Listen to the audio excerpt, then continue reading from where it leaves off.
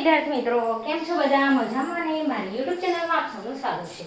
આજથી આપણે બધું પૂરું કર્યું. આગળનું જે બી હતી રીઝનિંગ ને બધું જ પૂરું કરી દીધું. મેથ્સ બી મોસ્ટ ઓફલી થઈ ગયા છે. કોઈ બી બાકી હોય તો મને કોમેન્ટ કરજો તો આપણે સોલ્વ કરી દઈશું. હવે આજથી આપણે લઈએ છીએ ટેટ 2. ટેટ 2 માં આપણે લઈશું, હવે આવવાની છે એક્ઝામ ગુજરાતીમાં, આપણે ટેટ 2 નું ચાલુ કર્યું. હવે એની અંદર છે શિક્ષણ વિભાગની એની વાત છે. શિક્ષણ વિભાગમાં છે સંસ્થા પરિચય. શું છે? સંસ્થા પરિચય નામનો ટોપિક આવે છે. મેં બહુ ટૂંકું લીધું છે, આમાંથી કટ કરતા નહીં. જે બી બોલું એ નોટ ડાઉન કરી દેજો. ઓકે.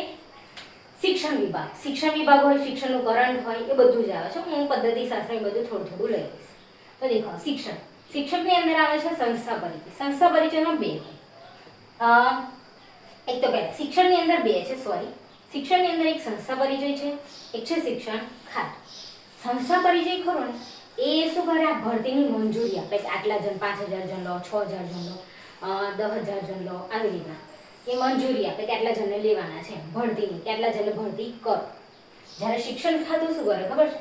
કે ભરતી કરે કે હા ચલો આટલા જણ આવી ગયા, અમને લઈ લો, ચલો આટલા જણ પાસ થાય, અમને લઈ લો, પરીક્ષા લે, બધું જ આપ કરે.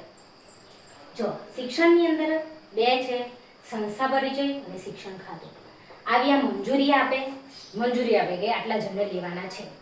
ટેટ 1 માં આટલા જણ લેવાના, ટેટ 2 માં આટલા જણ લેવાના, ખાલી મંજૂરી આપે કે આટલા જણ લો એમ. 5000 જણ, 10000 જણ, 15000 જણ, 5000 જણ. અને શિક્ષણ ખાતું શું કરે? શિક્ષણ ખાતું એની નીચે આવે, આ છે ખરું ને, એની નીચે આવે ભરતી કરે કે આટલા 5000 છે, ચલો એમની ભરતી કરો, આટલા 10000 છે એમની ભરતી કરો, આટલા 15000 છે એમની ભરતી કરો. ઓકે, બસ આટલું છે. પહેલા આવે પછી આવે. ઓકે, દેખી લો. ઓકે વિદ્યાર્થી મિત્રો, મારો વિડીયો ગમે તો લાઈક, શેર, સબસ્ક્રાઇબ કરજો. મળીને બાય બાય.